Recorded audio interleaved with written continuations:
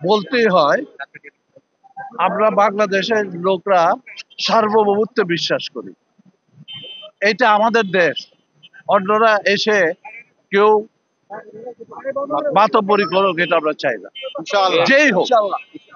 কিন্তু দুঃখের বিষয় হলো আমরা একটা বর্ডারে আছি, একটা বৃহৎ দেশ আছে, তারা আমাদের উন্নয়ন চায় না, তারা আমাদের দেশে স্টেবিলিটি চায় না, পলিটিক্যাল স্টেবিলিটি না হলে অর্থনৈতিক স্টেবিলিটি আসবে না।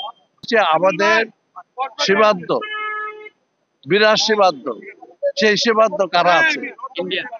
ইন্ডিয়া। এই সেদিন দেখলেন এই 50 বছরে কোনদিন অন্য রাষ্ট্রের প্রধানকে অপমান করতে দেখছে? সেটা করেছে। আর সবচেয়ে বড় কথা হলো, যাদেরকে জনগণ সরিয়ে দিল, বিতাড়িত করলো, তাদের আশ্রয় দিয়ে অফিস খুলে কার বিরুদ্ধে করছে? আমাদের বিরুদ্ধে, সরকারের বিরুদ্ধে। কাজে এটা আমাদের জন্য পরম দুঃখজনক। আমরা আশা করি আমাদের যারা সীমান্তবর্তী দেশ আছেন তারা দেশের জনগণকে ভালোবাসবেন। আমরা যেমন ভারতের জনগণকে ভালোবাসি, তারাও আমাদের জনগণকে ভালোবাসবে। এমন কোনো কাজ না হোক যাতে আমাদের দেশে মানে দেশে একটা রাজনৈতিক পরিস্থিতি সৃষ্টি হয়, যাতে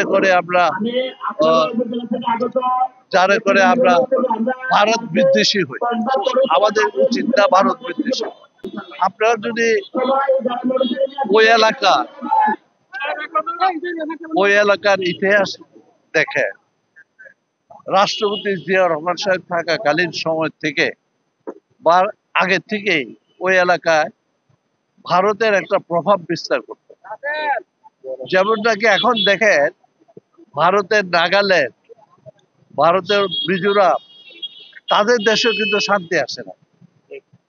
কাজে ওরা আমাদেরকে স্বাধীনতার পর থেকে যেদিন দেখলো আমরা একটু স্বাধীন হতে যাচ্ছি, তখনই তারা দেশের ভিতরে আভ্যন্তরীণ গোলমাল সৃষ্টি করে।